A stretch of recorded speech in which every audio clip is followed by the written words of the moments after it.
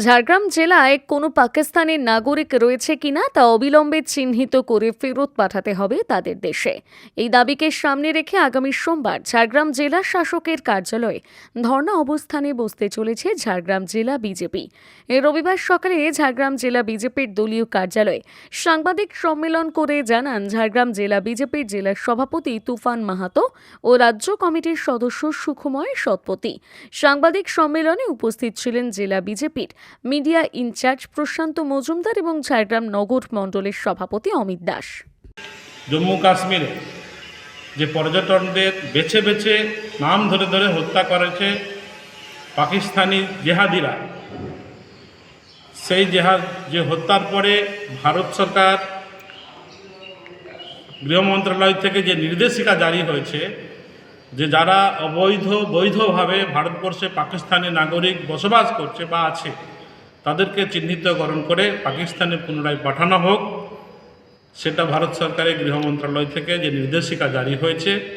তো তার প্রতিবাদে যাতে আমাদের জেলাতেও যদি সেরকম কোনো অবৈধভাবে পাকিস্তানি নাগরিক এই জেলাতে আছে, আগামীকাল আমরা সকাল 10টা থেকে বিকেল 4টা পর্যন্ত অবস্থান বিক্ষোভ ডিএম অফিসের সামনে করব, সেই বিষয় নিয়ে আজকের প্রেস মিট আছে।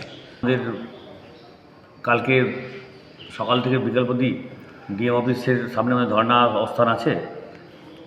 এটা সারা রাজ্য জুড়েই চলছে, সমস্ত জেলাতেই হবে। সব ডিএম অফিসের সামনে আমরা ধর্ণা বিক্ষোভ প্রদর্শন করব।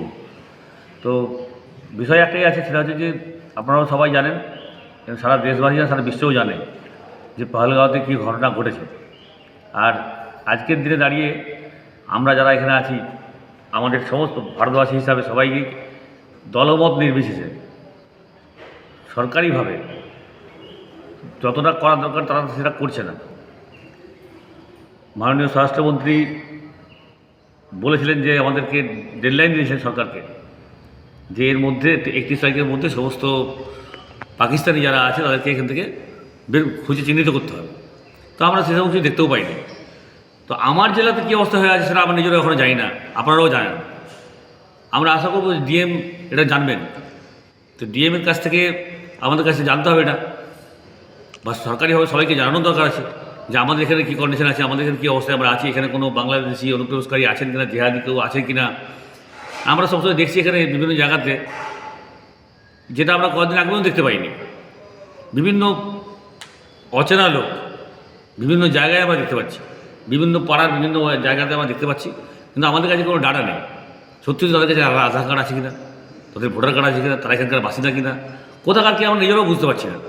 এই সমস্ত কারণে ডিএমের কাছে আমরা যাবো, ডিএমকে আমরা জানাবো, এবং যদি কেউ থাকে তার চিহ্নিত করতে হবে, চিহ্নিত করতে ব্যবস্থা নিতে হবে। ব্যবস্থা না নিলে এই পহেলগাঁওয়ের মতো অবস্থা প্রত্যেকটা জেলাতে এরকম ধরনের ঘটনা ঘটবে। আর আমরা বারবার ধরে বলে আসছি, মুর্শিদাবাদে ঘটনা ঘটলো একটাই কারণ, সেটা হচ্ছে যে জেহাদিরা আমাদের এখানে আশ্রয় দিচ্ছে। আর মমতা ব্যানার্জির সরকার বারবার ধরে এটাকে আমরা বলার পরেও কোনো পাত্তা করছে না, বরং প্রশ্রয় দিচ্ছে। আর প্রশ্রয় দেওয়ার ফলে যেটা হওয়ার সেটা মুর্শিদাবাদে ঘটেছে। এটা কালকে আমার ঝাড়গ্রামে ঘটবে না এরকম কোনো নিশ্চয়তা নেই। সেই জন্য এখন থেকে সাবধান সবাইকে হতে হবে, সমাজকে সচেতন হতে হবে, প্রশাসনকে সচেতন হতে হবে। প্রশাসন যদি না হয়, বিরোধী দল হিসাবে আমরা তার যা ব্যবস্থা নেওয়ার, আমাদের যা চাপ তৈরি করার সবটাই আমরা করব।